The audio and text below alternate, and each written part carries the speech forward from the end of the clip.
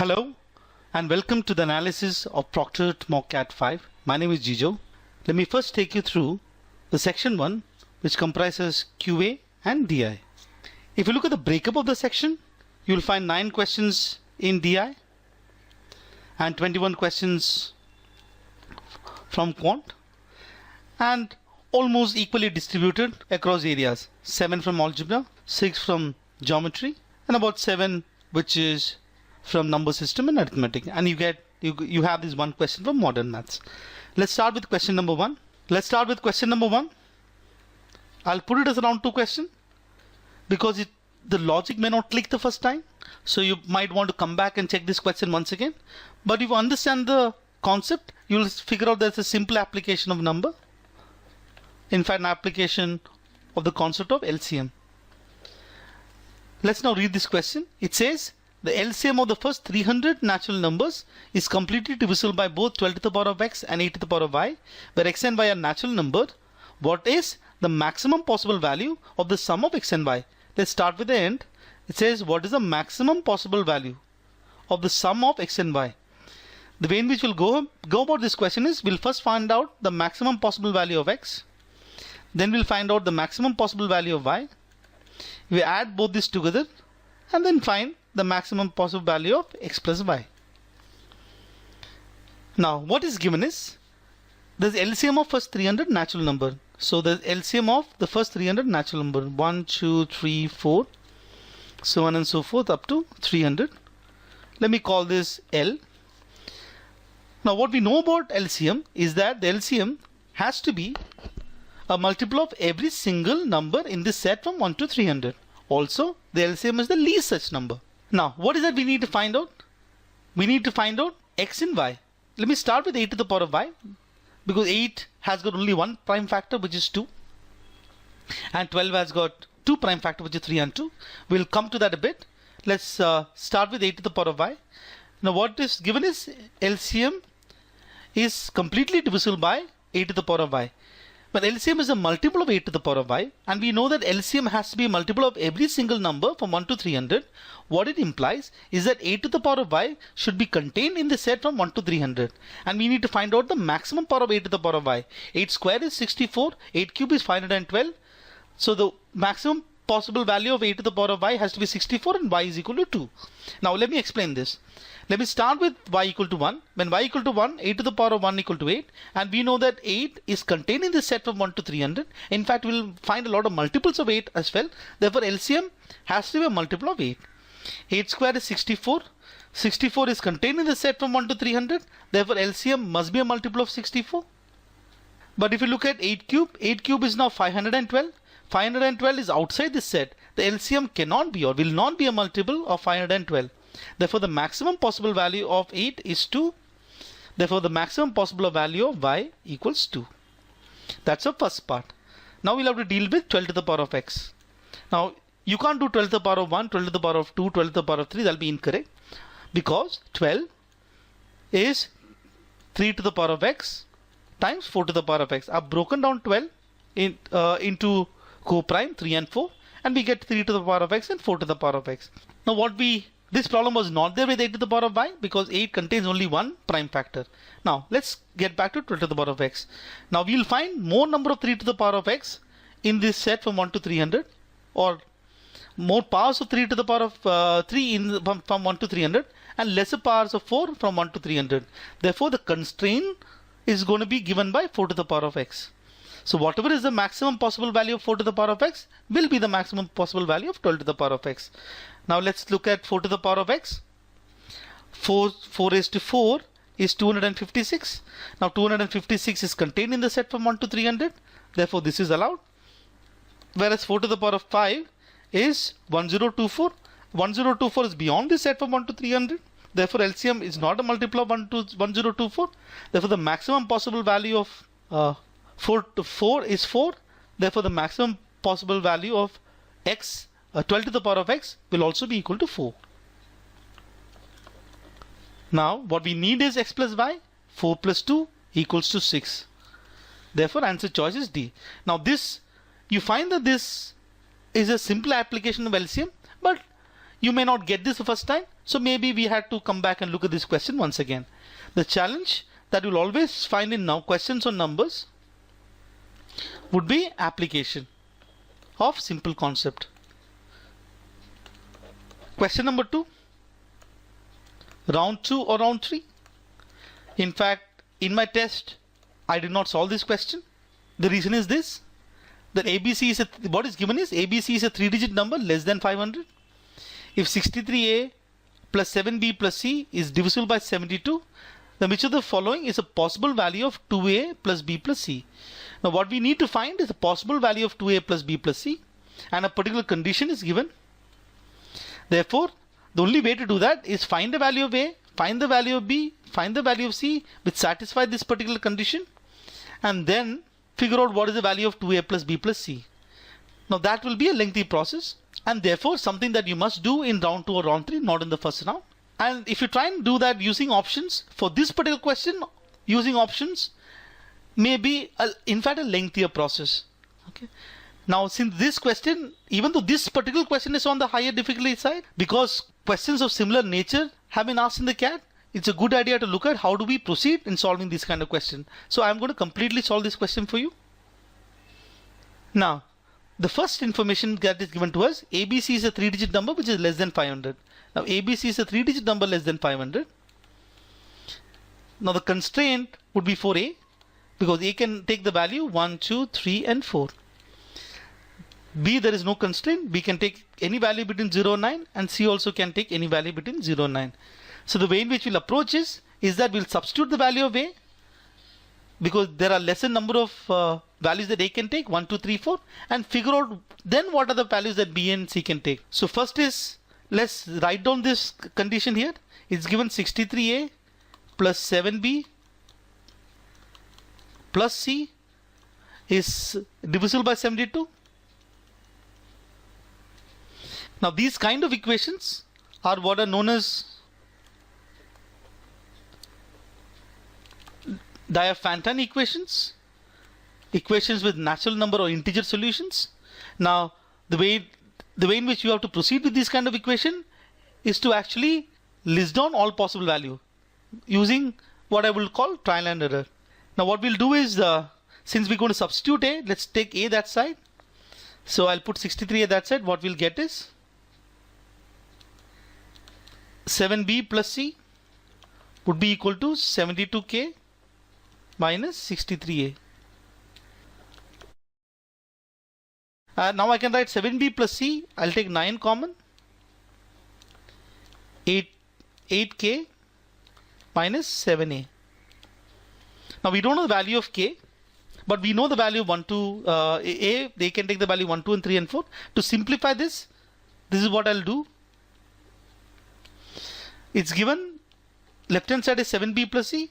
Let's figure out what is the maximum possible value that 7B plus C can take. So it helps us in substituting. So now B, the maximum possible value B can take is 9. The maximum possible value that C can take is 9. So the maximum possible value of 7B plus C is 7 times 9 plus 9. That will be equal to 72. That implies now 7B plus C equals 9 times 8K minus 7A. Therefore 9 times 8K minus 7A, the maximum possible value will also be 72, which implies since 9 into 8 is 72, the maximum possible value of 8K minus 7A should be equal to 8. So this will limit the number of possibilities. Okay. So now here we'll start substituting. We'll have to substitute the value of A. We'll find 4 cases: A equal to 1, A equals to 2, A equals to 3, and A equal to 4. There are these 4 cases. Let's start with when A equal to 1, 7B plus C. 7B plus C should be equal to, when A equal to 1, 9 times 8K minus 7. Now let's look at what is the value that 8K minus 7. We know that the maximum value 8K minus 7 A can take is 8. Therefore the only possibility now is K to be equal to 1. 8 minus 7 is 1. Now if I take the value, if K takes the value 2, 8 into 2 is 16. 16 minus 7 is 9, which is not possible. Therefore the only possibility is 7B plus C should be equal to 9. Once we get there, Then we'll have to substitute the value of b and c to check which values of b and c satisfy this equation. Now we know that b can take values between 0 and 9. So one possibility that you'll find is b equal to 0.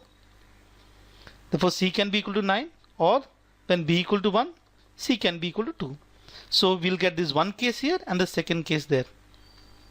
When a equal to 2, 7b plus c would be 9 times 8k minus here 7 times a minus 14. Now we'll apply the same logic here. The maximum value 8k minus 14 we'll have to take is 8. Therefore the only possibility now is 8k, 8 into 2 is 16, 16 minus 14 is 2. The only possibility would be 7b plus c, it is 9 times 2, which is equal to 18. Now here, can b take the value 1? That is not possible. Then c will have to take the value 11, which is out of range of c. So therefore, the only value that is possible, b takes the value 2, 7 2s are 14, c takes the value 4. So that's a third case. Now, when a equal to 3, 7b plus c would be 9 times 8k minus 7 3s are 21. We'll apply the same logic here. Now 8 3s are 24. 24 minus 21 equals to 3.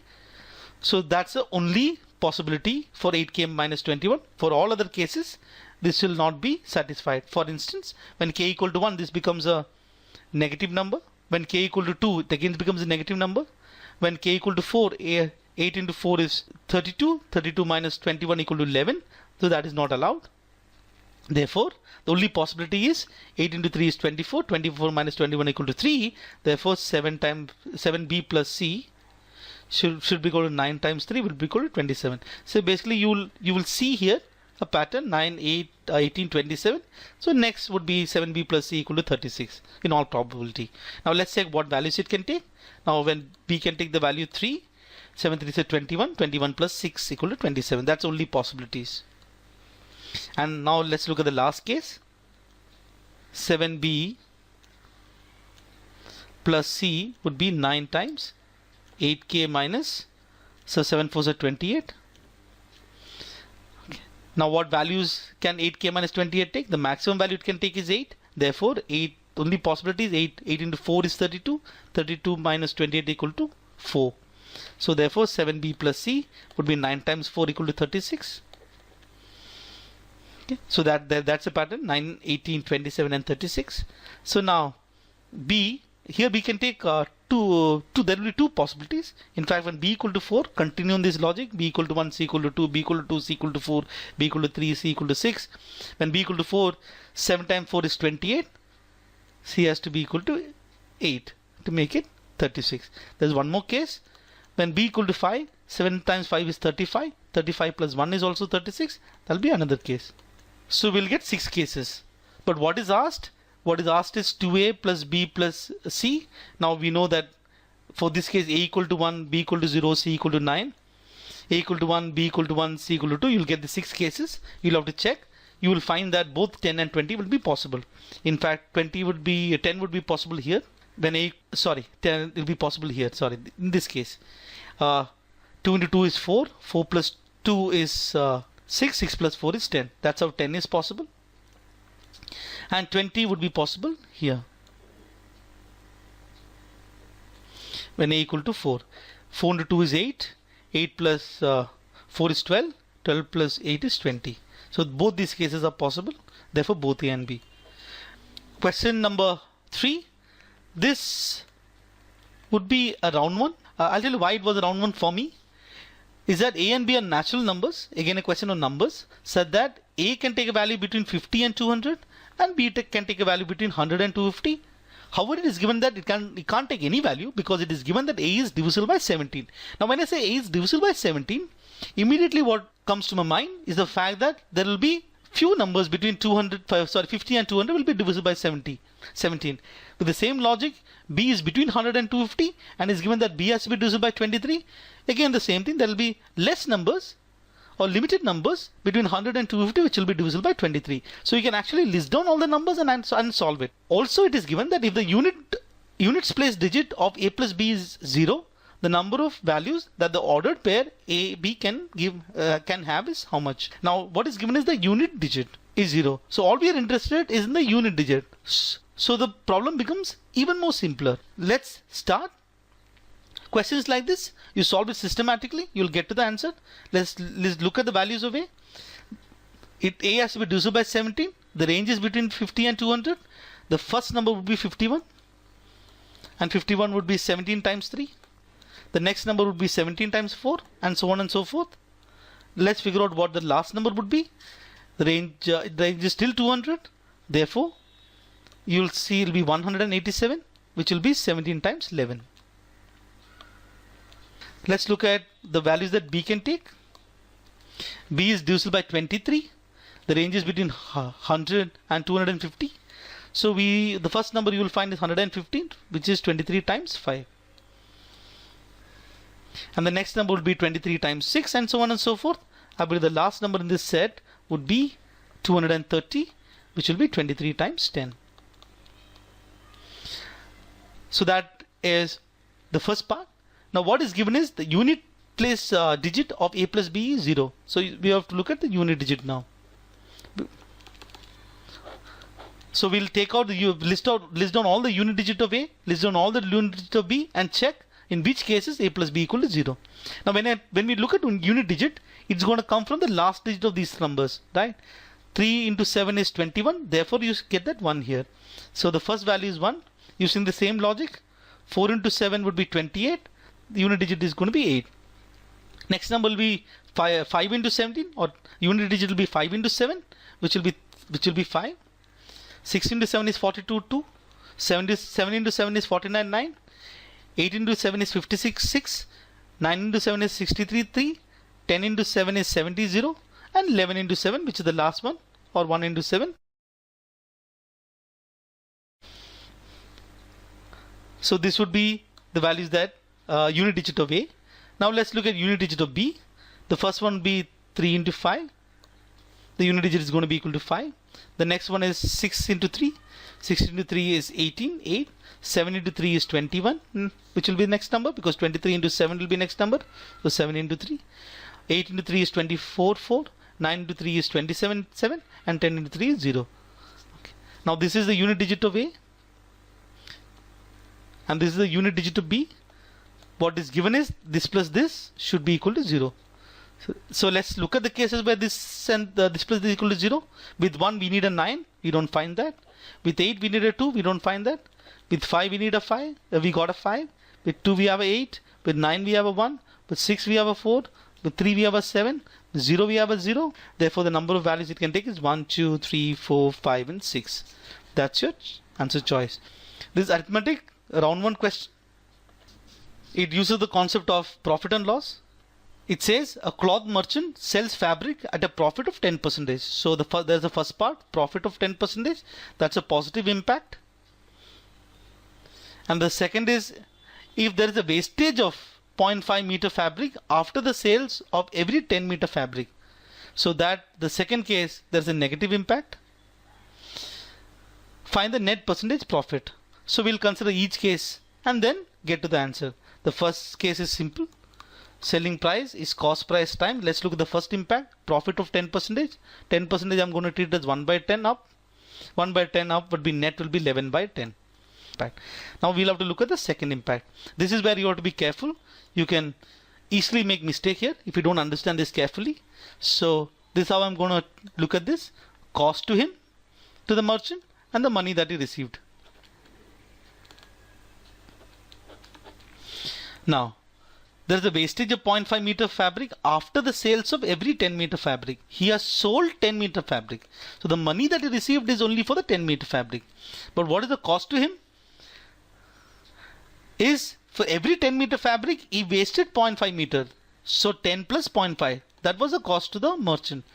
So the money he received for 10, the cost to him was 10.5. Impact would be 10 divided by 10.5. That's like a selling price divided by cost price. Okay. So now here 10 and 10 will get cancelled. So what we'll get is selling price would be equal to 11 by 10.5 times the cost price. We need to find the percentage profit. We'll have to check how much is the numerator more than the denominator. The numerator is 0.5 more than the denominator. So that will be the profit. This can be written as 5 divided by 105. 1 by 21. 1 by 20 equals to 5%. So this will be slightly less than 5%. It can't be 5.5. It can't be 10. It will not be 4.5 either. So it will be slightly less than 5. Answer would be 4.75, or you can actually find out what is 1 by 21 and you will get this to be 4.76. So answer choice is B. Let's look at question number 5. A round 2 question for me. A lot of data, I want to be careful. In my first 25 minutes, what I want to do is look at all the questions that I'm very comfortable with so that I can maximize the attempt in the first 25 minutes and then come back and look at questions like this. Mixed boj, a shopkeeper has two varieties of rice, A and B. Cost price of A is 200 per kg and that of B is 100 per kg. So let's write this down. So we are given cost price per kg. There is two variety A and B. A is 200 and B is 100. He makes two mixtures A and B by mixing A and B in the ratios 9:1 and 3:1. So A and B is, so he has X, mixture X and mixture Y. So here A is to B is 9:1. Here A is to B is 3:1. Okay, let's find out the cost of these mixtures. So mixture S, 9 parts of A, so it'll be 9 times 200 plus 1 part of B, 1 times 100 divided by the total part would be 9 plus 1, which is 10. 10. This you will get as 190. So mixture Y, 3 parts of A, 3 times 200, 1 part of B, 1 times 100 divided by total part is 4 divided by 4. This I believe will get us 200 into 3 is 600, 600 plus 100 is 700, 700 divided by 4 is 175. So we now know the cost price of X and cost price. These are all the cost price of X and Y. Now he then mixes X and Y and sells the resulting mixture at rupees 250 per kg, thereby making a gain of 33 1/3%. So this is the sale, so this is the selling price and that is a profit. Okay, so for allegation to work we need the cost price of the mixture. So we have X and we have Y.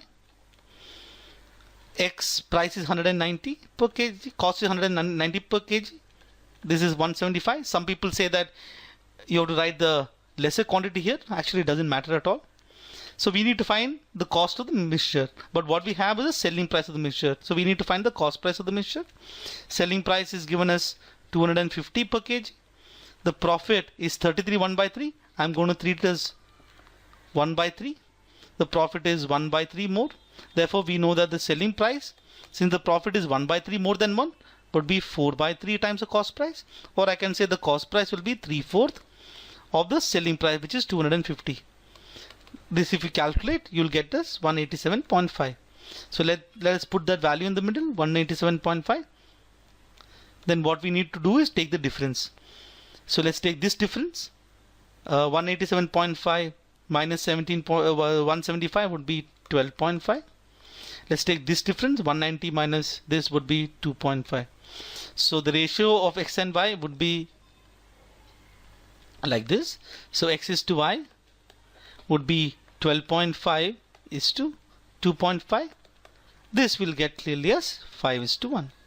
So that's our answer choice. Question 6. This is clearly a round 1 question. A simple application of time, speed and distance. A train travels a distance of 140 km at a speed of 60 km per hour daily. One day, due to some technical problem, the average speed of the train reduces by 10%. What is the percentage increase in the time taken by the train to cover the distance? So what you say is distance remains constant. Therefore, we know that speed would be inversely proportional to time. Now what has happened to speed? Reduced by 10%. So therefore speed has a reduction of 1/10. Therefore we know that time will therefore increase by 1/9. So it will be 11.11%. I know I hope that you know this concept. So since distance is a constant, speed into time becomes a constant. So what has happened to speed? 1 by 10 reduction. The speed has become 9 by 10 of the original speed. Therefore time has to become 10 by 9 of its original time. So that speed into time remains a constant. So time became 10 by 9 of the original time. Therefore we can see that it would have increased by 1 by 9. Therefore 11.11%. A simple application of the concept of time, speed and distance. Question number 7 to 9 is the first DI set. DI is always either round 2 or round 3. This is one of the DI that you have to be very careful if you choose to solve such a DI. Now the reason why you have to be careful is there are a lot of data. You have to first create a table and then carefully write down all the information that is given to us. Even one mistake can ruin the whole thing. In fact, even after writing down all the information, we're still not very sure as to whether we'll be able to easily get to the final answer. So one has to be very careful if one decides to solve such a DI question. I did not solve this particular question during the test. So if I were to solve this question, this is how I will proceed. What is given is a total number of 130 people visited the National Library in 2 slots, morning and evening slots. So what is given is the slots. There are 2 slots. One we see there is morning slot and then there is an evening slot. And then the library has 2 types of book, academic and non-academic books. So there are 2 types of books, academic and non-academic. Now what we see when we read this data is to first decide what is the kind of table that one has to create to fill up the data. So when we read this, you will find there is only morning in terms of slot, people visiting only evening slots and people visiting both morning and evening slot. Similarly, you will find only academic, only non-academic books and both academic and non-academic books. And then you'll get all these combinations, people visiting only morning slot, reading only non-academic books and so on and so forth. Therefore, the first thing is to create a table where we can capture all the information. So a table will look something like this. So there is on the column side, I put the slots.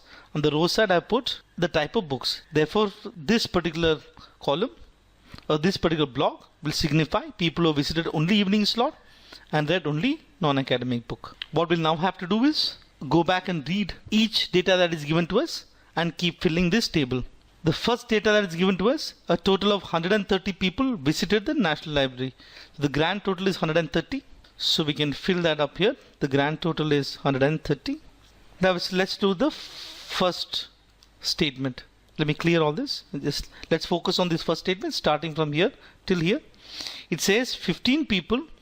There are 15 people who visited in both the slots, read only non-academic books. So 15 people visited both the slots, read only non-academic books. So both evening and morning slot are reading only non-academic books. Therefore this column is what it is. So that will be 15. Now the second data, which starts from here, ends here. Okay, let's read. The number of people who visited in both the slots and read both type of books. So slot and book, both the slot and then read both the type of books, was 1/4 the number of people who visited only in the morning slot and read only academic books. So only morning and only academic books. So what is given is this set of people is 1/4 of this. So we'll have to go and look at the data and fill it up. So what is given is this. So if this would have been 4A, this will be A. Let's look at the next data. The number of people who visited only in the evening slot and read both the type of books was 4 times the number of people who visited only in the morning slot and read both the type of books. Only in the morning slot and read both the type of books. If this is B only in the evening slot and read both the type of books would be 4 times B. Let's look at this one. The next one is a little tricky. The sum of number of people who visited only in the morning slot and read only non-academic books. Only in the morning slot and read only non-academic. We don't know this, so we'll just call it this C. So what is given is C plus the number of people who visited only in the evening slot and read both the type of books. Only in the evening slot and read both the type of books. Only in the evening slot and read both academic and non-academic. So C plus 4 times B equals, says was equal to the sum of the number of people who visited both the slots and read only non-academic books. Both slots and read only non-academic books, that will be 15 plus, and the number of people who visited only in the evening slot and read only academic books. Only in the evening slot and read only academic, this part which we don't know, so let's just call this D for the time being. Now what we'll do is, instead of D we will put that in terms of C. So if we can say D would be equal to, if I take 15 that side, C plus 4B minus 15. So D we get as C plus 4B minus 15. So instead of this D we will write as C plus 4B minus 15.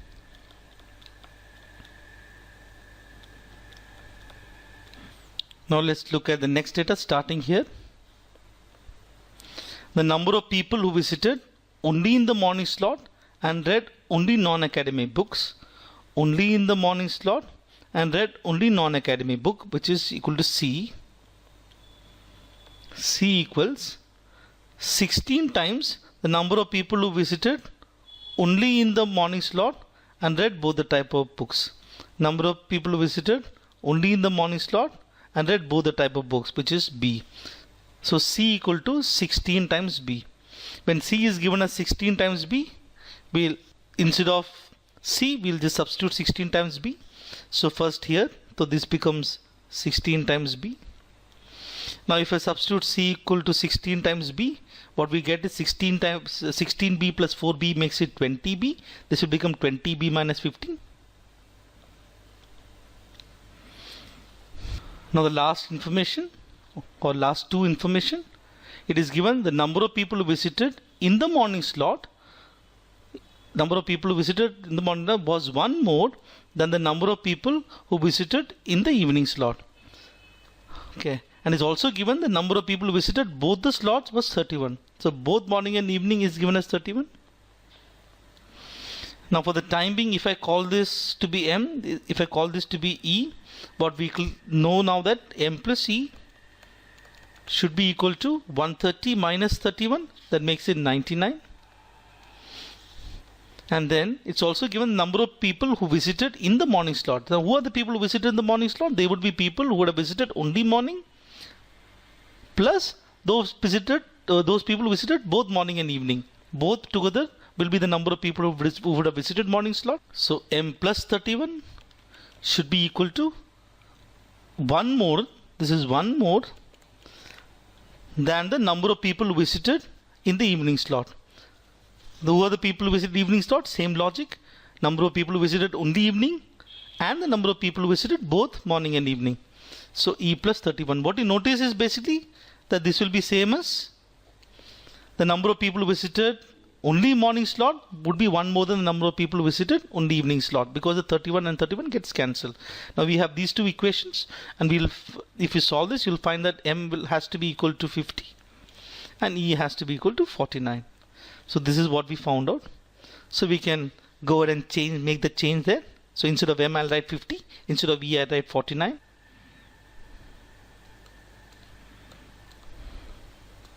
So whatever is the data that is given to us, we have captured it.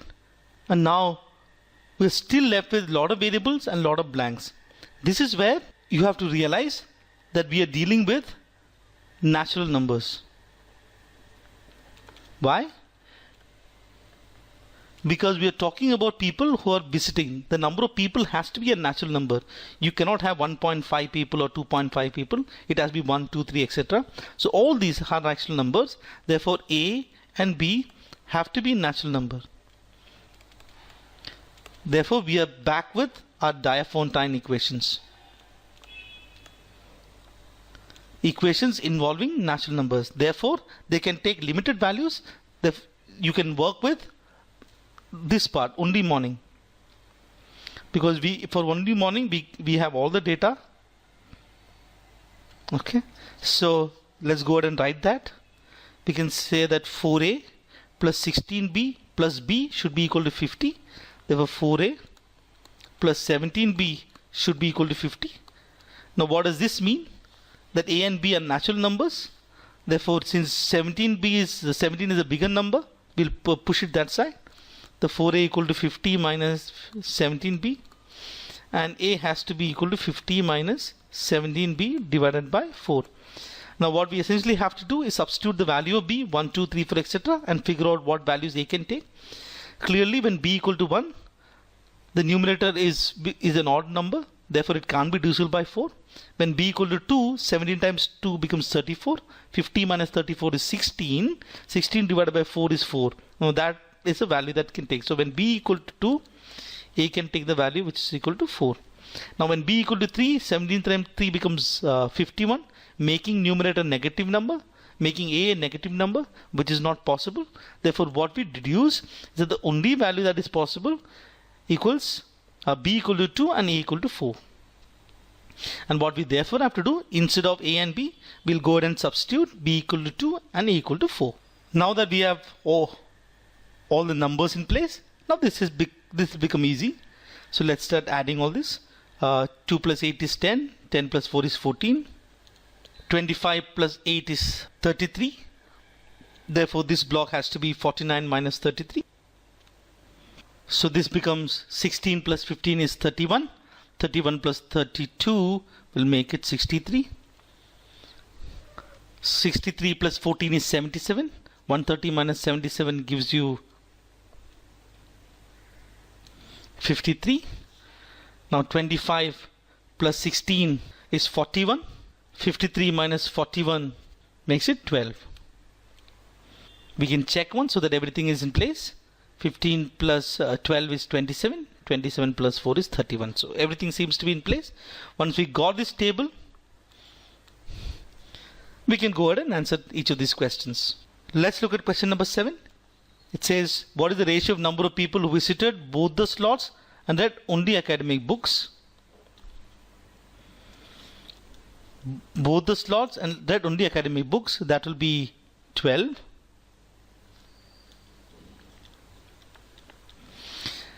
To the number of people who visited only in the morning slot and read only non-academic books. Only in the morning slot and read only non-academic books. Makes it 32. We know that will be 3:8. So that's option C. What is the absolute difference between the number of people who visited only in the morning slot and read both types of books? Only in the morning slot and read both types of wood, which is 2. And number of people who visited only in the evening slot and read both types of books. Only in the evening slot and read both types of books. That difference would be equal to 6. Option B. And this, we'll have to look at each one of these. We have to see which of the following is definitely incorrect. What you see is that when you look at these answer choices with the table, you'll find D will be incorrect. Rest everything will be correct. I'll pick one for instance. Let's look at, for example, option B. The number of people visited only in the morning slot and read only non-academic books was 7 more than the number of people who visited only in the evening slot and read only academic books. Only in the morning slot and read only non-academic books, which is 32, is 7 more than only in the evening slot and read only academic books. 25 plus 7 equals 32. So you'll actually find, if you check, you'll find A, B and C would be correct. Therefore, not our answer choice. We are looking at incorrect. Answer choice will be D. Let's look at question number 10. I would consider this to be a round 1 question. Now you don't have to get scared with what is given here. The best way to look at questions like this is to substitute the value of n as 1, 2, 3, 4, because it is given that it's a summation from n equal to 1 to infinity. 1 by n cube is given by n squared divided by 7. What is this? So let me write this here. This is 1 by 1 cube plus 1 by 2 cube plus 1 by 3 cube plus 1 by 4 cube plus 1 by 5 cube, so on and so forth, till infinity is given by k square divided by 7. Okay, let's look at the second one. When I substitute n equal to 1, you get 1 by 1 cube plus when n equal to 2, it becomes 1 by 3 cube plus 1 by 5 cube, and so on and so forth. This is a sum that we need to find out. Now what we see is that this 1 by 1 cube plus 1 by 3 cube plus 1 by 5 cube is contained in the set 1 by 1 cube, 1 by 3 cube and 1 by 5 cube. So therefore you can just subtract these two. So you'll get 1 by 2 cube plus 1 by 4 cube plus 1 by 6 cube, so on and so forth, would be equal to k square divided by 7 minus s. Now what you have to do is keep 1 by 2 cube common. 1 by 1 cube plus 1 by 2 cube plus 1 by 3 cube, etc. would be given as k square minus 7 by s. Now this part 1 by 1 cube plus 1 by 2 cube plus 1 by 3 cube is exactly this same thing. So we take that there. So I can say 1 by 2 cube is 1 by 2 cube is 1 by 8, and this whole summation is nothing but the same thing. That will be 1 by 8 into k square divided by 7 would be equal to k square divided by 7 minus s. So from here you'll get s to be k square divided by 8. This is a round 1 question, but for it to be a round 1 question, you should know inverse function. If you know inverse function, this is actually a cakewalk. So what is inverse function? You've written what is given is f of x is 4x plus 7. All we had to do was 4x would be equal to f of x minus 7 and x would be f of x minus 7 divided by 4. Therefore f inverse of x is just this.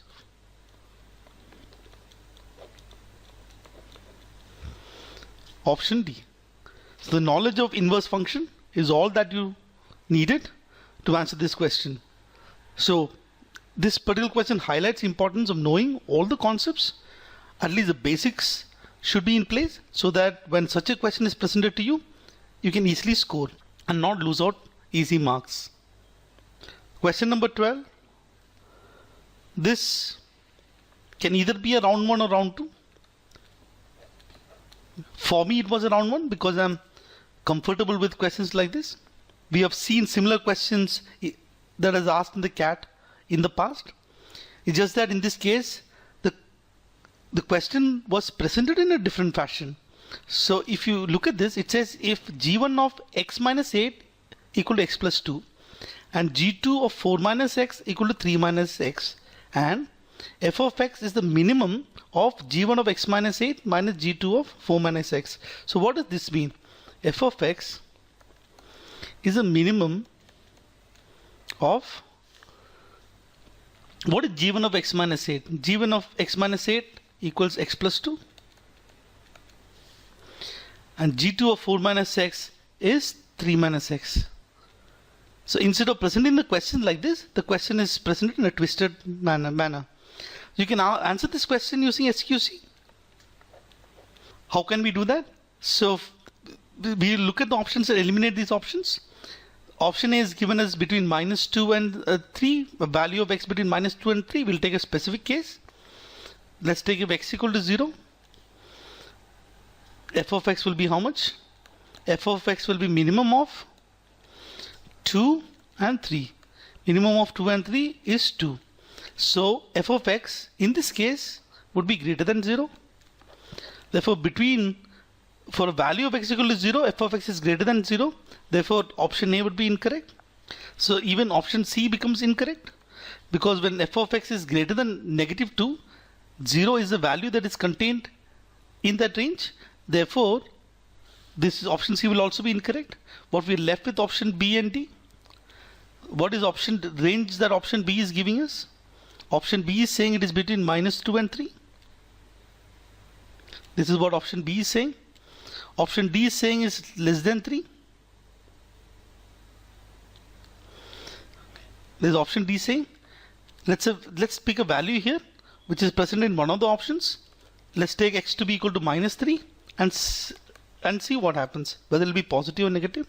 When x equal to -3, f of x would be minimum of -3 plus 2 would be -1. 3 minus -3 would make it 6. The minimum of this will be minus. So f of x will be less than 0. But what is given is f of x is greater than 0 when x is less than 3. Therefore, that is not possible, because for -3, f of x is actually less than 0. Therefore, even this gets eliminated. What is left is only option B. This is using SQC. Let me also tell you the concept of this particular question using maths. So we need to find out the minimum f of x. Let me write this again. Minimum of x plus 2 and 3 minus x. So if I draw this is x. Let's look at x plus 2. When I say y equal to x plus 2, when x equal to 0, y equal to 2. When y equal to 0, x would be equal to -2.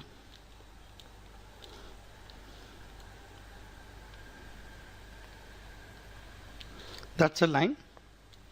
Let's look at 3 minus x. Y equal to 3 minus x. When x equal to 0, y equals to 3. When y equal to 0, x will be equal to 3. So those are the 2 points. 2 points, all that you need, draw a line. So that will be the second graph. But what is f of x doing? F of x is taking minimum between these two things. Therefore, if you look at this, it will take, this is the minimum line till this point, which is the intersection, and after that it is going to be the other line. So the black line now represents the f of x. And what you notice is between -2 and 3, f of x is positive. All these values are positive.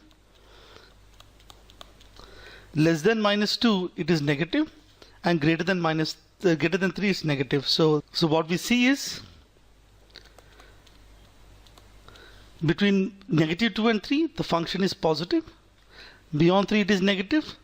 Less than -2 is also negative. So the option that satisfies f of x is greater than 0 between -2 and 3.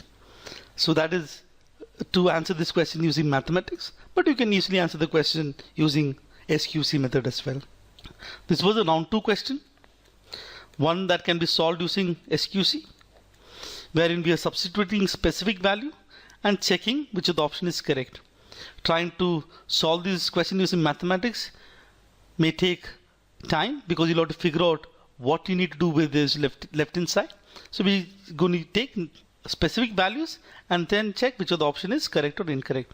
So what is given is a, b and c are 3 natural numbers such that ab plus bc plus ca is greater than 3k square minus 1, where k is a natural number. Which of the following statement is true? So in each of the option we are seeing a plus b plus c, and on the right hand side we see 3k. So let's just substitute. The easy value to start with is a equal to 1, b equal to 1 and c equal to 1. When a equal to 1, b equal to 1 and c equal to 1, ab plus bc plus ca becomes 3. 3 will be greater than 3k square minus 1. So we'll have to now find the value of k which satisfies this condition. When k equal to 1, 3 will be greater than 2. 3, 1 square minus 1 is 2. This is possible. When k equal to 2, 3 would be greater than, we have to check this. 2 square is 4, 4 3 is 12, 11. Now this is not possible. The only value that k can take for this specific case of ours is k equal to 1. Now what we need to do is check for option. What we got is when a equal to 1, b equal to 1, c equal to 1, we got k to be equal to 1. So if I put a plus b plus c and 3k, a plus b plus 3 will be 3, 3k would be 3, both can be equal. So it is possible that both the value can be equal, okay, which eliminates option A and option B. Now we are stuck with C or D, so we'll have to check another value.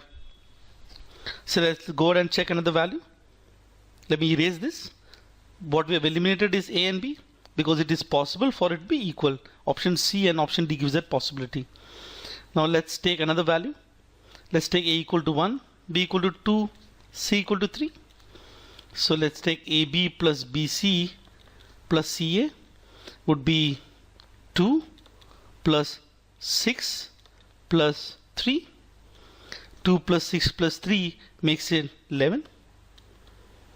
And this is given as should be greater than 3k square minus 1. Now let's check values. When k equal to 1, 11 is greater than 3 minus 1, 2, which is fine. When k equal to 2, 11 is greater than 11, which is not possible. So therefore, the only value that k can take equal to 1. So that gets it to when a equal to 1, b equal to 2, c equal to 3, the value that k can take will be equal to 1. So let's check a plus b plus c and 3k. Now a plus b plus 3 becomes 1 plus 2 plus 3. 3k becomes 3. 1 plus 2 plus 3 is 6. 6 is greater than 3.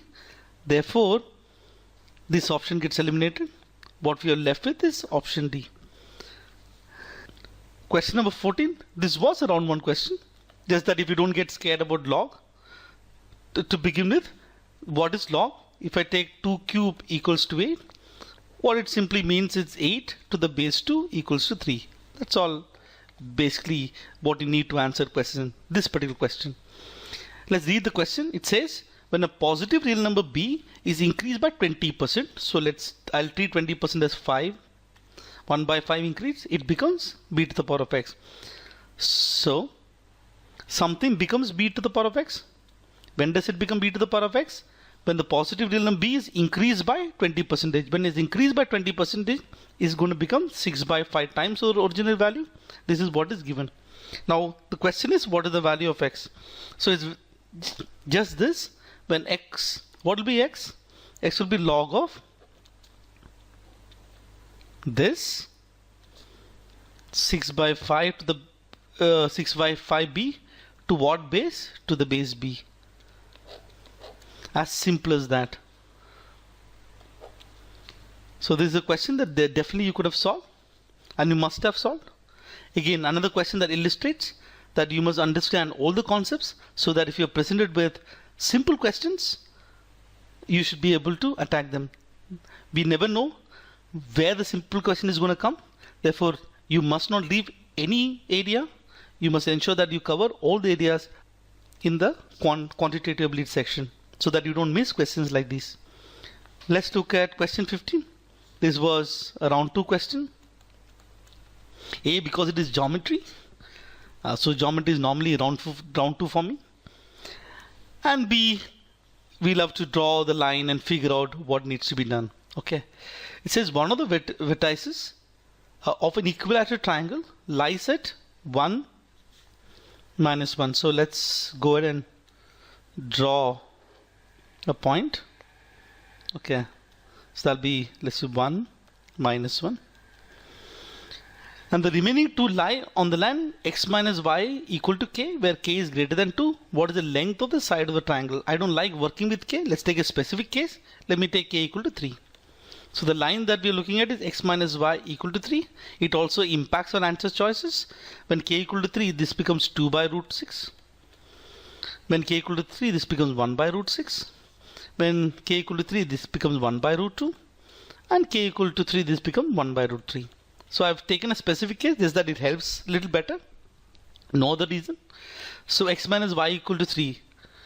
So that basically when y equal to 0, x is equal to 3. Let's for example take that point. When x equal to 0, y equal to negative 3. So we have such a line. Okay. Now what we know is the other 2 points lies on this line. So equilateral triangle will look something like this. And we need to understand what the side is. So the best way to do this is to draw a perpendicular. Now you need to know the formula of how to find the perpendicular distance to a line from a particular point. If you know the formula, if you get the perpendicular distance, everything is fine. So what we know, if I take this this particular triangle and draw this here to make things clear. Okay, so this would be 60 degree, which is this point. Let's say this is A, B, and C. So this is A, B, C. That's how I do it.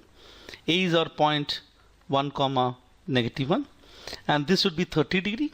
Equilateral triangle each side is 60 degree. Half of that will be 30 degree. It's 90 degree, and we know this about, and all you must know about this 30, 60, 90 degree triangle. The ratio of the side will be 1 is to root 3 is to 2.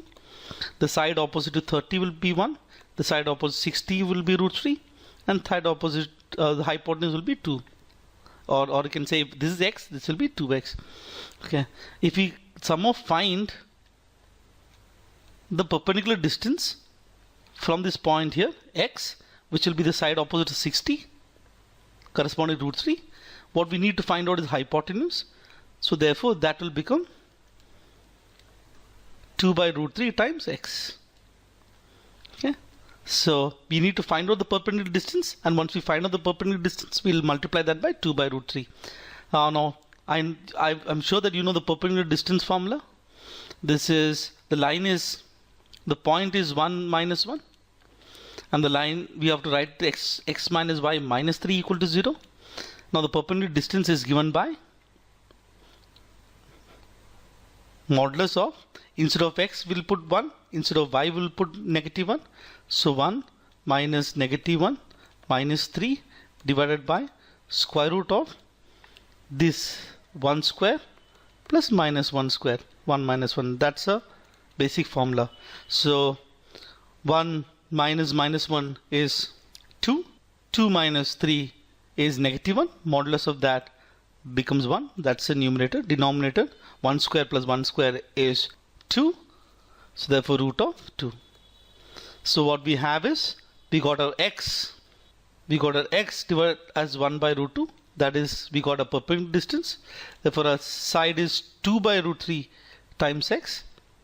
This side will be 2 by root 3 times 1 by root 2. It will be 2 by root 6. Which option is it? It is option A. Let's look at question number 16. This is a round 1 question.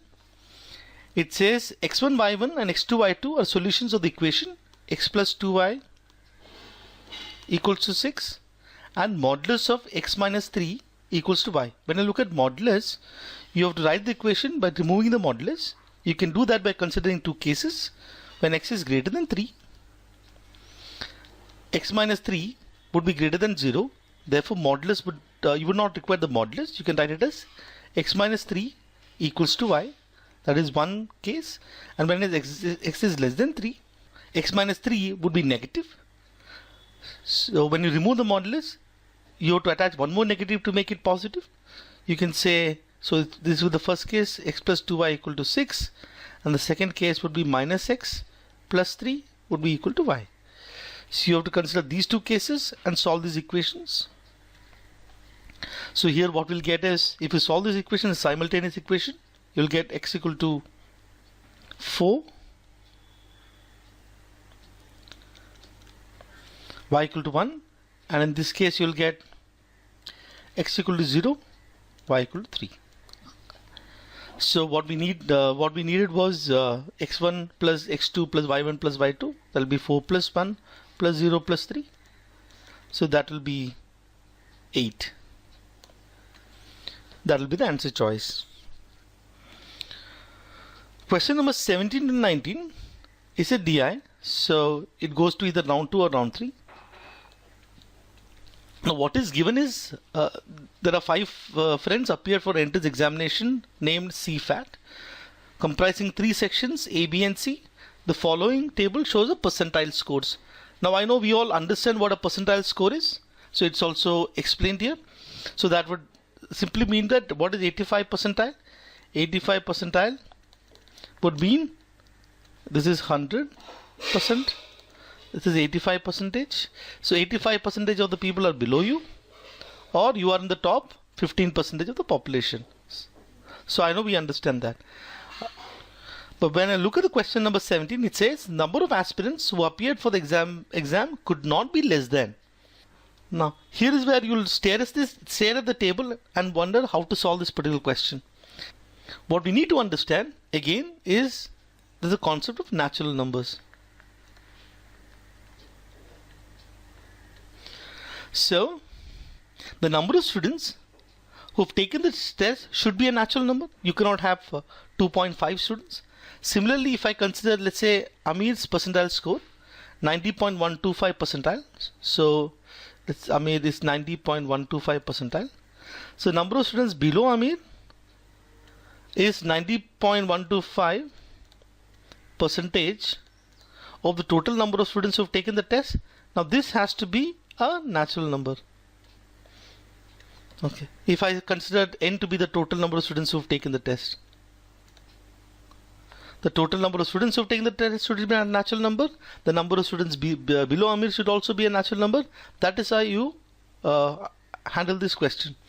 Now what we can do is 0.125 is 1 by 8. So this we can treat as 90 plus 1 by 8.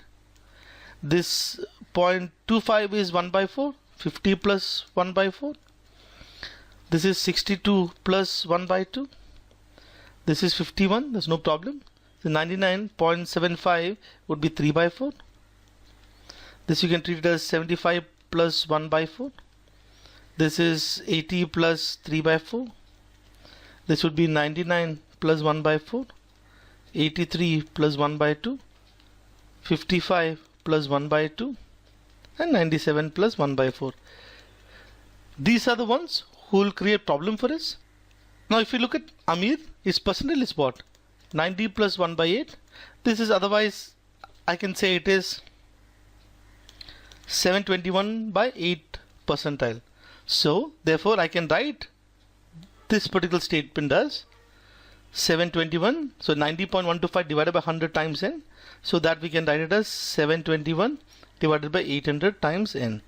So what would that mean? For this to be a natural number, n has to be a multiple of 800. Okay, so because it was 1 by 8, it had to be a multiple of 800. So that is what makes 90.125 percentage a natural number. In this case, it had to be a multiple of 400 because of 4, 200, 400 because of the 4, 400, 400, 200, 400, 200, 400. So the minimum that n has to take which satisfy everything must be because of Amir again, and the value of n, minimum value of n that it can take would be equal to 800. So once you get this, you can answer a couple of questions easily. So that's your question number 1, or answer to question number 1, 800. Let's go to question 18. The number of aspirants who scored less than or equal to Bindu in section P and more than Chandni in section B. We're looking at Bindu, Chandni. This is section B. Let's plug in the values from the data given. 80.75 percentile, 20 percentile. So this is where it is. So Bindu is here. She got 80.75 percentage. That means 80.75 percentage of the people are below Bindu. Chandni is here, 20 percentage. So 20% of the people are below Chandni, or 80% of the people are above Chandni. So now the question says who scored less than or equal to Bindu but more than Chandni. We have to look at this case. What is this? This will be this part would be nothing but 80.75 minus 20. 80.75 minus 20, which will be 60.75% of the total population. But what is given? It could not be less than. So it is a minimum value. The minimum value would be given by the total minimum number of students. The total minimum number of students we solved from the last question is 800. Therefore, minimum number of students that can be in this range would be 60.75% of 800. 60% of 800 is 480. The answer should be close to 480. Answer is option B. Let's look at question number 19.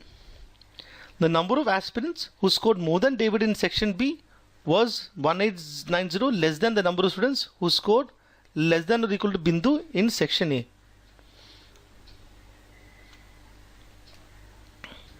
So let's plug in those data. We want David in section B.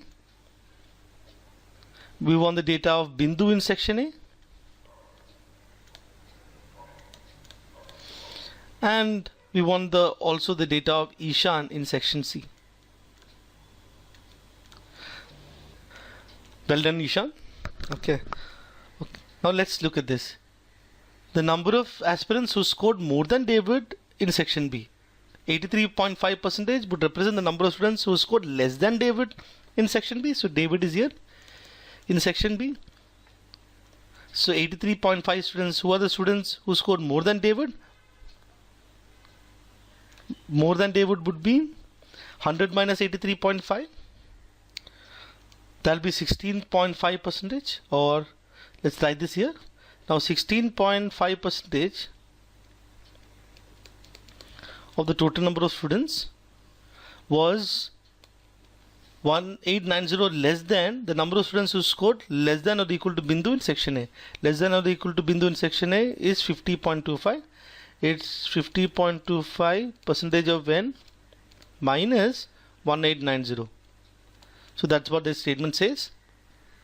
So from here, what we can say is, if you rearrange this equation, you will say that 1890 33.75% of n. Actually, if you look at all these options, it is very far away. So you can really work with approximate value. For instance, if you look at about 5,000 to 6,000. And Ishan scored 97.25%. Number of students who scored more than Ishan would be 100 minus 97.25 would be 2.75% of the students. We're just looking at about 2% or 3% of 1500. Let's 3% of 5000, which will be close to about 150. So your answer has to be very small. The only option is A, which is 154. You can also exactly calculate and get to it, but there's no need because your options are pretty far away. Question number 20 would be a round 2 question.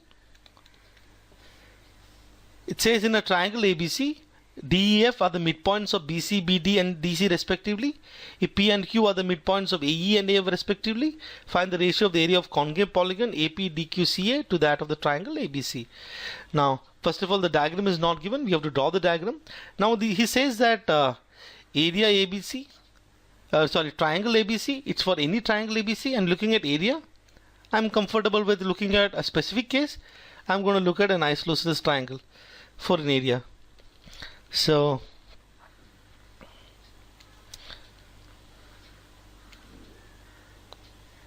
let's say that be the triangle ABC.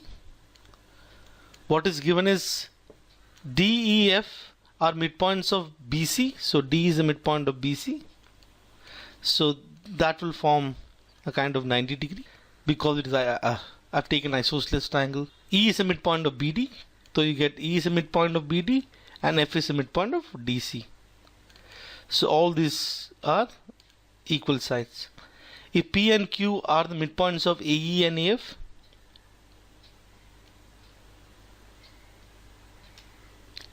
so this is P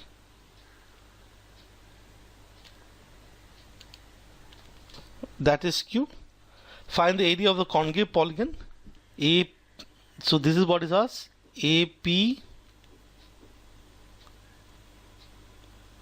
DQ CA. So we need to find out the area of AP DQ CA, this area.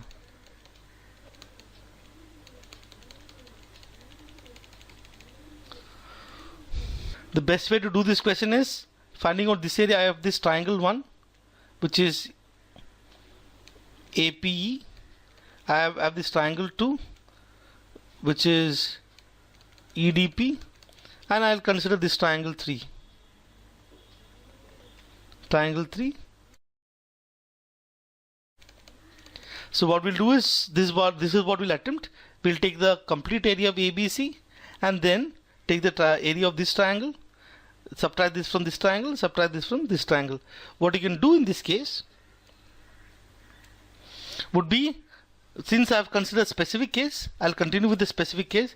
Let's just take, for instance, the sides to be this to be 1, 1, 1 and 1, and let's take the total height to be 2, so that, okay, let's say this to be 1 and that will be 1. But remember, PQ would be the midpoint of AE, and sorry, P is the midpoint of AE and Q is the midpoint of AF. So this would even divide this line into 2 equal parts, right? So 1, 1. Now we can simply, if you look at the total area, half base into height. So the ABC area, which is what is given, which is half base into height. Base I've taken as 4, height has taken as 2, half base into height makes it 4. So this area would be equal to half of 1 into 2 will be equal to 1. EDP, half of 1, that will be the base, and height is going to be 1. Half of 1 into 1 would be equal to half. So this area is also going to be equal to 1. The total area of these 3 triangles would be 2 plus 1 by 2, that we can take it as 5 by 2. So what is that we want? Therefore the area of polygon would be the total area which we got given as 4 minus the area that we got, which is 5 by 2. So that would be 4 minus 5 by 2. Therefore answer choice B. Question number 21. Round 2 question clearly. It says in the figure given below, ABC is a right angle triangle. Angle A is 90 degree. So I look at this figure is not drawn to scale. I don't want to work with the figure not drawn to scale. Anyway, we have to redraw the figure. Let me draw a right angle triangle. This will be A. Then there is a semicircle with this as a center and this is a tangent. So this would be the circle. That doesn't look like a circle, but okay. Now, since it is a tangent, let me take this to be O. This would form 90 degree and this would form 90 degree. Now this would be the radius. The radius of the circle we don't know. You consider radius to be R. This radius will also be R. What it implies is that since it's 90 degree, this would be R and this would be R. So what you are dealing with, let's take this point as D and take this point as E. So what we see is that this is a square. So ADOE, we get a square. What is asked? Asked the area of the shaded region. The first in questions like this is to start with the end. How do we get the area of the shaded region and then work towards it? Now how do we get the shaded region? So if I take the square and there is this circle. So if I take the area of the square, subtract by the area of this part of the circle. So if I consider this circle, this part of the circle would be 1/4 the area of the circle. So what is the answer? Our answer would be, or area of the shaded region would be area of the square, which will be R square, minus area of this circle or this part of this circle, which will be 1/4 the area of the total circle, which would be pi R square by 4. So therefore it will be r squared into 1 minus pi by 4. So this would be our answer. Now our objective now is to try and find out the value of r so that we can plug in here and then solve the question. Now let's just look at only the triangles now. Okay, now this triangle, so this would be 90 degree, this would also be 90 degree. Therefore this angle would be same as this angle, which would also imply this angle would be same as this angle. Therefore we have two similar triangles. So what we get is triangle OBD, which is this triangle, would be similar to triangle OEC, and the ratio of the side is in the ratio 2:3, so that should happen everywhere. Now if this side is R, which correspond to the 2, this side EC should be equal to 3/2R, and if this side OE is given as R, therefore BD would be 2/3 times R. Okay, now what we have is, if you look at this triangle, this side would be R plus 3/2R, which will be 5/2R.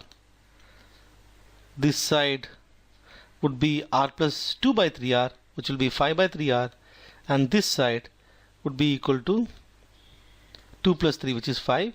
We can apply Pythagoras and say that 5/2R the whole square plus 5/3R the whole square should be equal to 5 square. Now this 5 square will get cancelled. You'll get R square by 4 plus R square by 9 would be equal to 1. You'll get R squared 36 divided by 13. So once you get R square equal to 36 divided by 13, we derived this in the beginning, remember? So you plug in R square here, you will get 36 divided by 13 into 1 minus pi by 4. So that is your answer. The key into getting questions like this is to start with the end, figure out how to get the area, and then work backwards. This was a lone question from modern maths, and a round one question at that. How many quadruplets A, B, C, D? So we have to look at number of cases of A, B, C, D, where A, B, C, D are single digit natural numbers. So single digit A can take the value 1 to 9, B can take the value 1 to 9, C can take the value 1 to 9, and D can take the value 1 to 9. Let's go ahead and look at the constraint. How many can be formed such that at least one out of A, B, C, D is 2? So what we want is at least 1 is 2. So the best way to solve a question like this is you can treat at least 1 is 2 at this total number of cases minus none of them is 2. Total number of cases minus none of them is 2, we'll get at least one of them is 2. So let's look at the total number of cases. In the total number of cases, A can take 9 values, B can take 9 values, C can take 9 values, D can take 9 values. The total number of values would be 9 times 9 times 9 times 9 minus none is 2. So now A cannot take the value 8. The number of values now A can take is 1, 2, 3, 4, 5, 6, 7 and 9. That is 8 values. Similarly, B can take 8 values. C can take 8 values. And D can take 8 values. That will be the answer. Once you solve this, you will get to be 2, 4, 6, 5. This will be 9 to the power of 4 minus 8 to the power of 4. Either you can calculate like this, or if you want to simplify a little, you can even do 9 this 81 minus 64 plus 81 plus 64 and then answer it, or straight away figure out what is 9 to the power of 4 and 8 to the power of 4 and then answer this question. You should get this as 2465. This would be a round 2 question. It says one of the sides other than the hypotenuse of a right angle triangle measures 14 centimeter.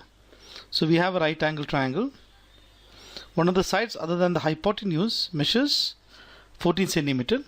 The length of the two remaining sides of a triangle is an integer. The moment you find integer, we are back to natural numbers,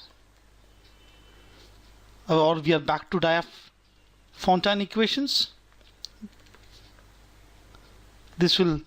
So we need to find the value of the sum of hypotenuse, and one of the remaining sides cannot be less than.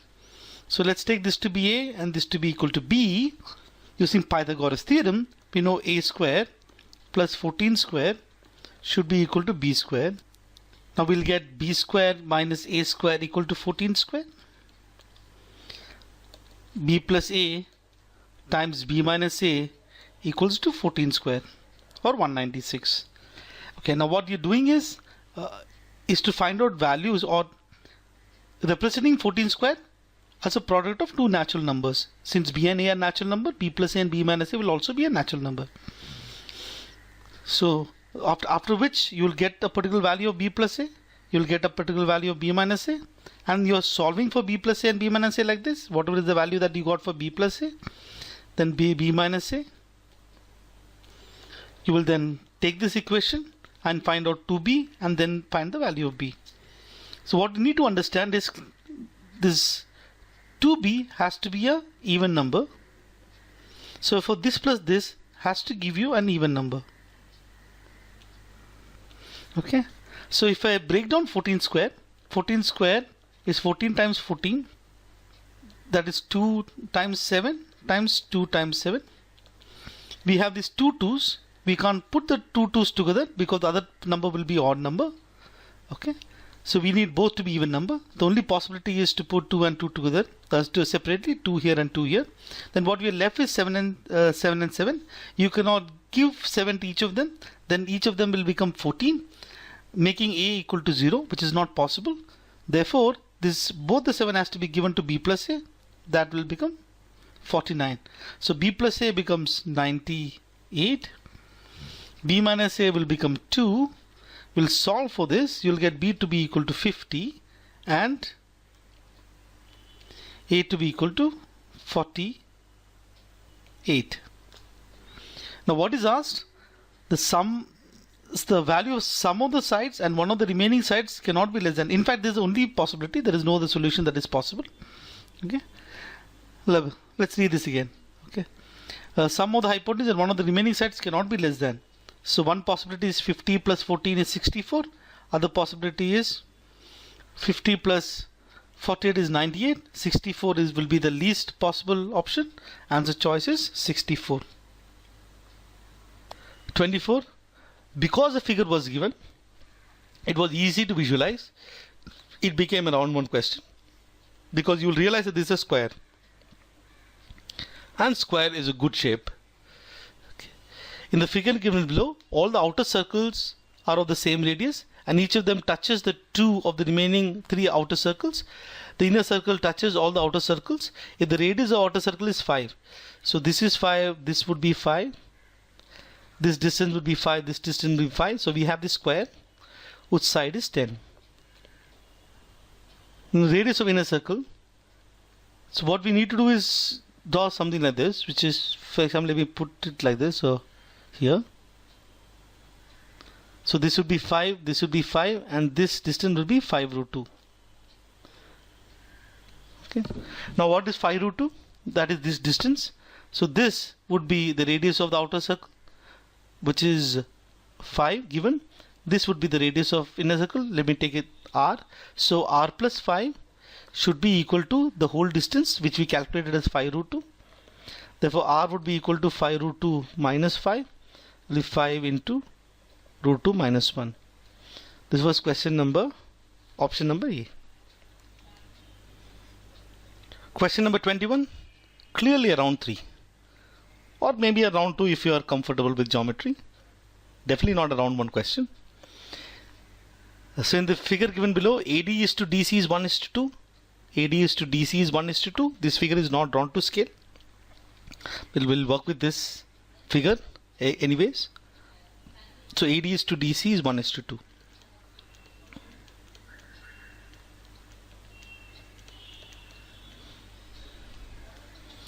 B is to ED is 1:2. B is to ED is 1:2.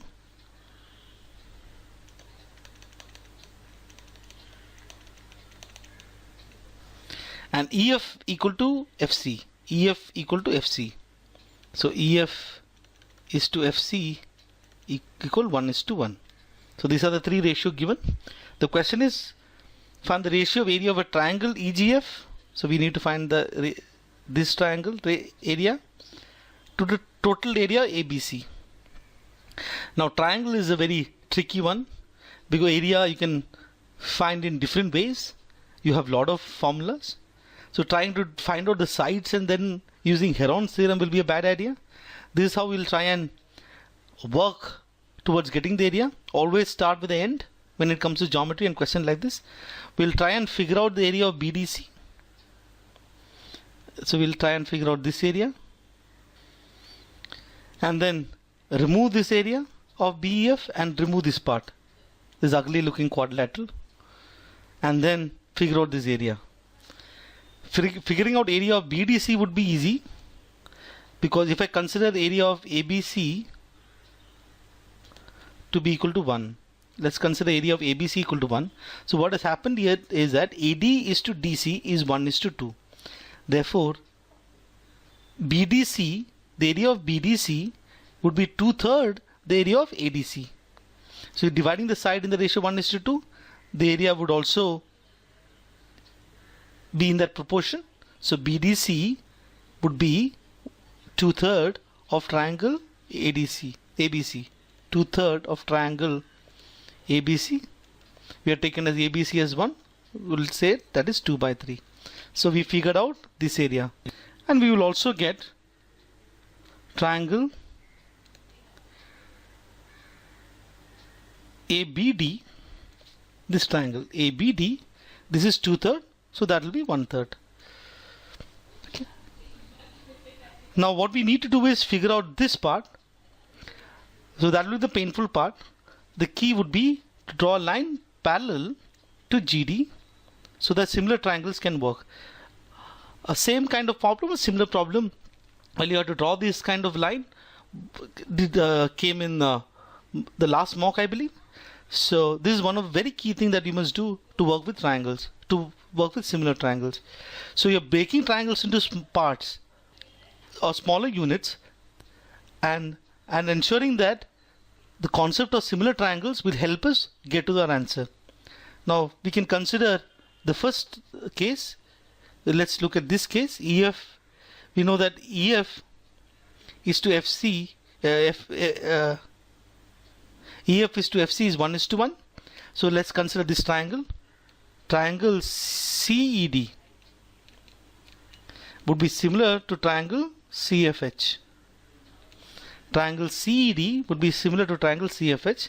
Now this ratio is 1:1, or the ratio of triangles side of CF is half the side of EC. So that will be the ratio everywhere. So by that logic we'll get a few things. We'll get that CH should be equal to DH. CH should be equal to DH.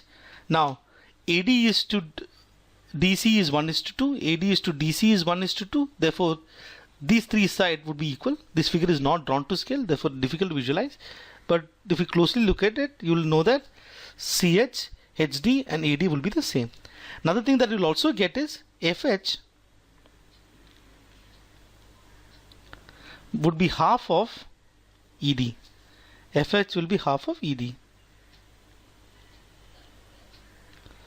So those are the two things that you'll get from this triangle.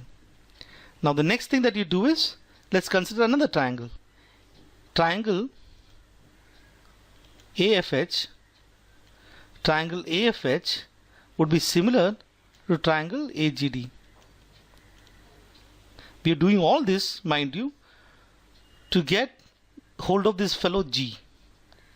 Okay. Triangle AFH is similar to triangle AGD. Now what we know from the earlier case, that these two are similar. These two are equal in fact. AD is to DH. Therefore by similarity we will come to know that FH would be equal to twice of GD, or GD would be equal to half of FH. Once you get GD equal to half of FH from here and FH here is half of ED, then we can combine those two together and say GD would be equal to 1/4 of ED. FH is half of ED, so we'll get this. Now let's take this case. Now here we'll get ED would be 2/3 of BD. ED would be 2/3 of BD. Now we'll plug that here. ED is 2/3 of BD. So GD would be equal to 1/6 of BD. The side GD is 1/6 of BD. If we consider this triangle ABD, the area of AGD will also be 1/6 of the area of ABD. Okay. So ABD, the area we got is 1/3. So this area would also be, since GD is 1/6 of BD, the area would also be 1/6 of this. So this area would be 1/18. Okay, AGD is 1/18. Now if AGD is 1/18, let's go back to the similar triangle of this one. AFH is similar to AGD. AFH is similar to AGD. The sides are in the ratio 1:2. Therefore, the area would be in the ratio 1:4. The total area of AFH is 4 times the area of AGD. Of this, therefore, this portion quadrilateral would be 3 times. GDHF would be 3 times the area of this 1/18. 3 times 1/18 would be 1/6. How do we get that? AFH, area of AFH is 4 times of AGD. Therefore, GDHF would be 3 times. So we look at now this similar triangle. CFH is similar to CED and the ratio is again 1:2. Therefore, area would be in the ratio 1:4. So we need to now figure out the area of CED. We did not figure that out. Area of CED. Okay. Now we know that BE is to ED is 1:2. BE is to ED is 1:2. The area will be also in the ratio 1:2. So we know that BDC we got as 2/3. So since the side is in the ratio 1:2, the area will also be in the ratio 1:2. Therefore, ratio of CED, so triangle CED would be 2/3 the area of triangle BDC. So 2/3 times 2/3 would be 4/9. Now this is the area of this is 4/9. So this would be 1/4 of 4/9 because the side is in the ratio 1:2. Area will be ratio 1:4. 1/4 of 4/9 is 1/9. Okay. Now I think we got everything that we need. Now CED is 4/9 minus this plus this would be the area of this portion. Let me remove that. Minus 1/6 plus 1/9. That will get us area of CGF. So what we have done here is we have taken CED. We have taken CED, and the area is 4/9. We got that from there. We removed the area from there. We remove the area of this portion and that portion to get this area. So 4/9 minus 1/6 plus 1/9. So that you'll get us 4/9 minus 3/18 plus 2/18. That'll be 4/9 minus 5/18. So that'll be 8/18 minus 5/18. So that will be 3/18 or 1/6. So after all this, we got this area to be 1/6 of the total area. We have taken the total area as 1, so the ratio will be 1:6. Question number 26. This would be a round 2. It is given which of the following cannot be a possible value of the height of a right circular cone whose total surface area is equal to the absolute value of its volume. So we're looking at a right circular cone. The volume is equal to total surface area. The first thing is, do we know the formula? If you don't know the formula, either you skip or you can take a gamble. So we're looking at possible values. So what could happen is there could be either a minimum value which is possible, or there is a minimum range, or there's a maximum possible value, or there can be something which says that there is a minimum to maximum. So if you look at the answer choice, the minimum is 5.9, maximum is 8.9. So either the answer choice will be either 5.9 or 8.9. But then there's a 50-50 chance. I would advise against taking a chance and trust maths. The volume of a right circular cone. So a right circular cone, you have three things. You have a height, a radius, and a slant height, and that will be a 90 degree. That's a right circular cone.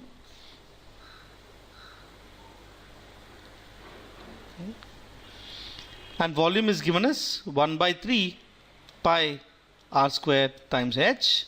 The total surface area would be pi r times r plus l, where l is a slant height. Now pi r gets cancelled.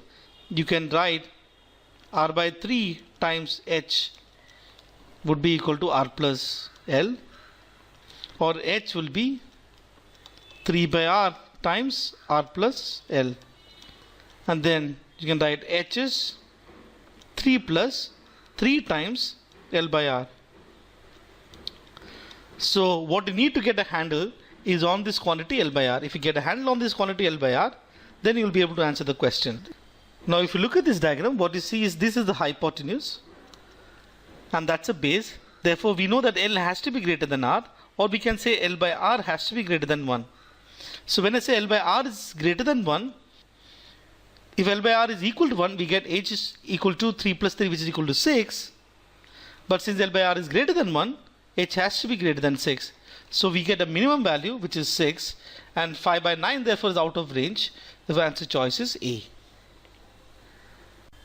Question number 27, this would be a round 2 question.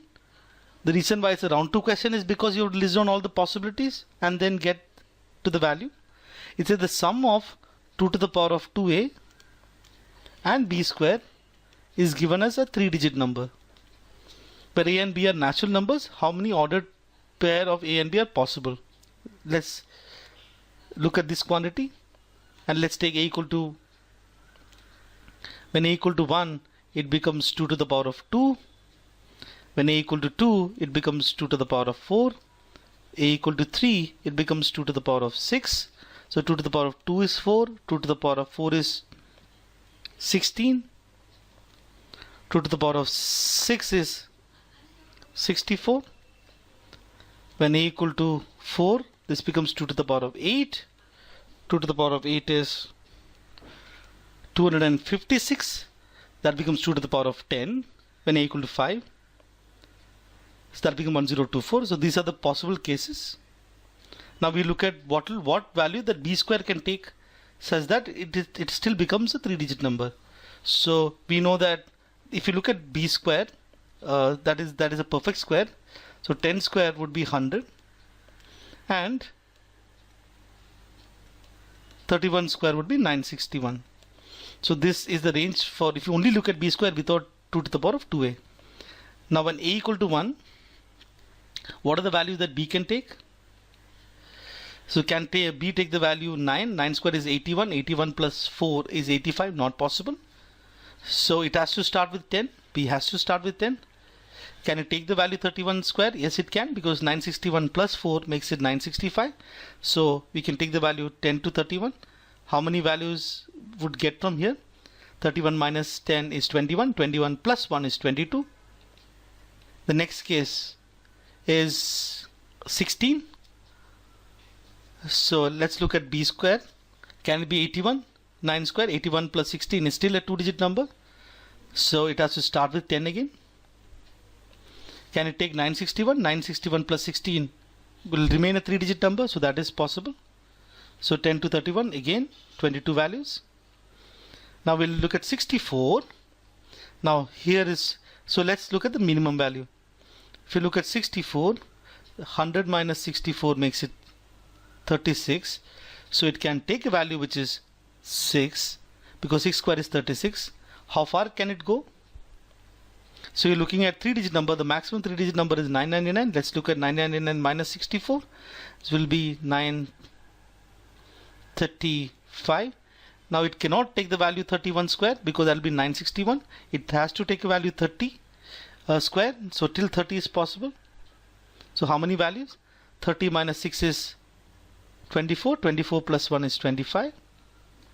And 256. When it is 256, it can now start with 1.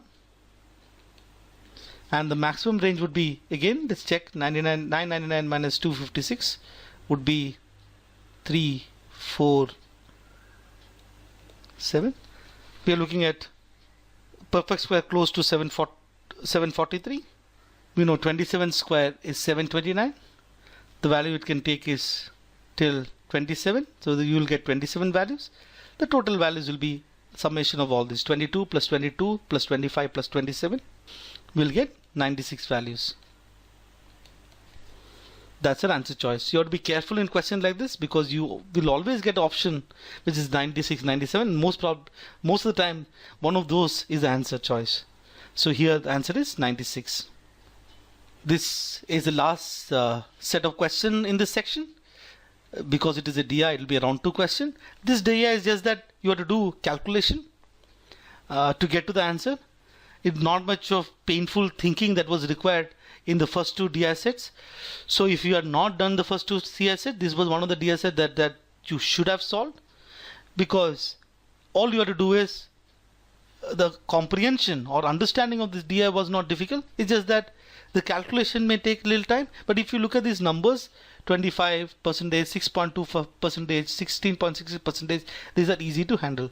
For example, 25 is 1/4, this is 1/6, etc. Okay, so let's read the question. This says the pie chart given below shows the distribution of the time spent by Rohit on various activities in a day. The total number of hours in a day is 24. Rohit spent all his time on the activities mentioned in the pie chart only. So 24 hours is spread across all these activities of Rohit. Now the line graph given below shows the time spent by 4 friends of Rohit on each of the aforementioned activities as a percentage. So this will be key.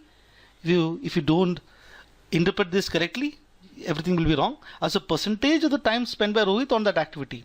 For example, if I look at this case, this will be studying. Akshay spent 140% of what Rohit spent in this in studying. For each of these friends, the rest of the time, if any, is taken away by miscellaneous activity. Now, if you look at these questions, you find a question on miscellaneous activity here. Question 28. Question 29 does not have miscellaneous activity. Question 30 has miscellaneous activity. So for 2 questions, we'll have to find out miscellaneous activities of everyone. Now to find out miscellaneous activities of everyone, we need to find individually all these values and then add all this.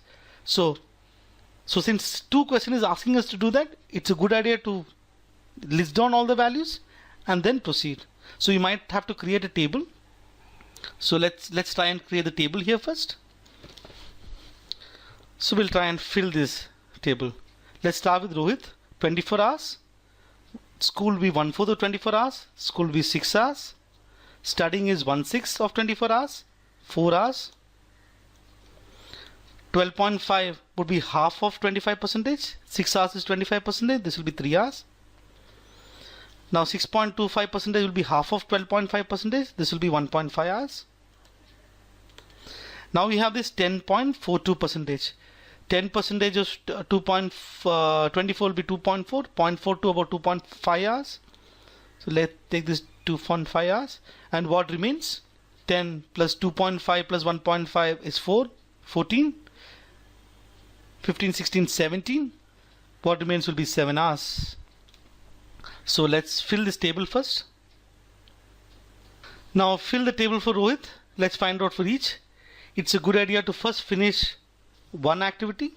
Okay, let's start with the first activity, eating. Eating is this block. Let's start with eating, which will be here, 60% of 1.5. So 6 into 1.5. 6 into 15. 6 into 15 is 90. So that will be 0.9.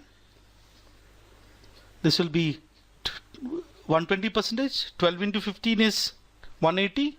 So that will be 1.8. Ajay is 14. 14 into 15 is 210. That will be 2.1.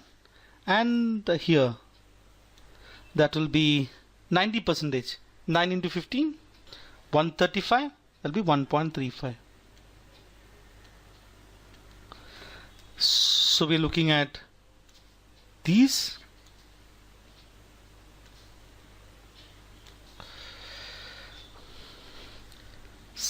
Sleeping, Rohit is 7. 90%, 7 9s are 63. So 6.3. This will be 45. 7 into 45. 7 into 45. 7 into 50 is 350. 7 into 5 is 35. 350 minus 35. With 315. So 3.15. This will be 100%. That will be good. 7. And this is 125 percentage of 7. 125 percentage of 7 is 25 percentage more than 7. 25 percentage more than 7 would be 25 into 7 would be 175. 1.75 plus 7, 8.75. Now school is good. Everyone is the same as Rohit is. So 6, 6, 6 and 6. Playing 120 percentage of 3. 12 into 3 is 36. 3.6. 80 percentage. 8 3s are 24. 2.4.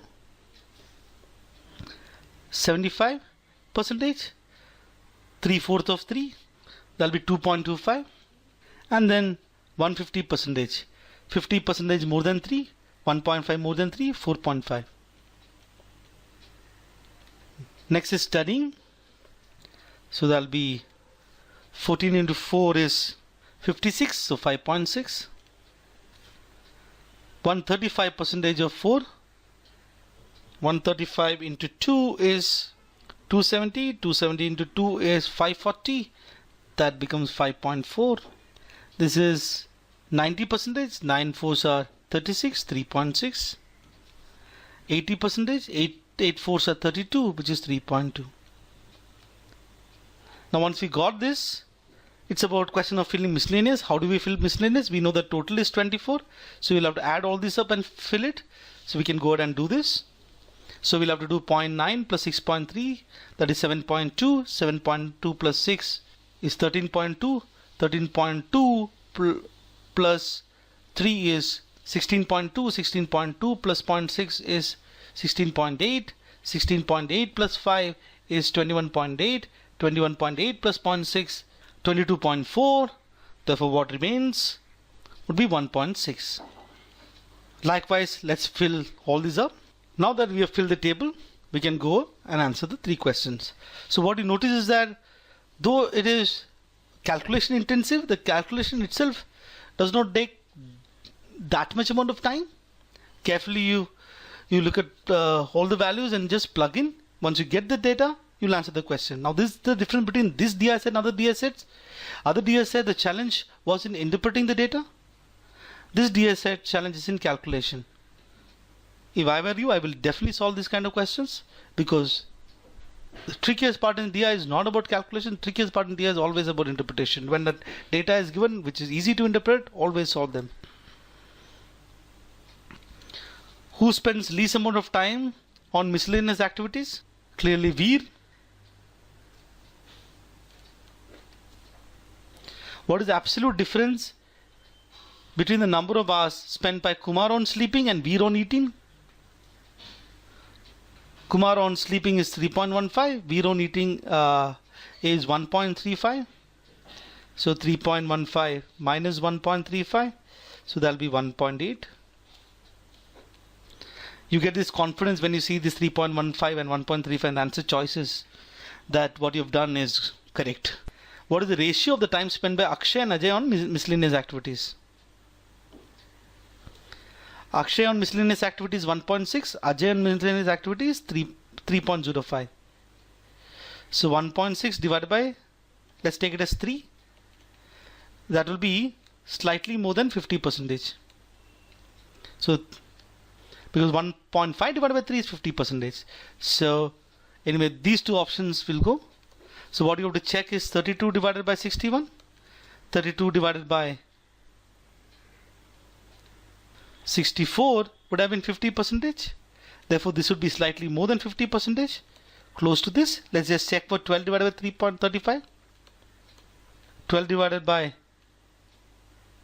24 is 50%. 12 divided by 35 is much less than 50%. Therefore, answer choice is B. That concludes analysis of the section 1. Now let's start with section 2. It comprises verb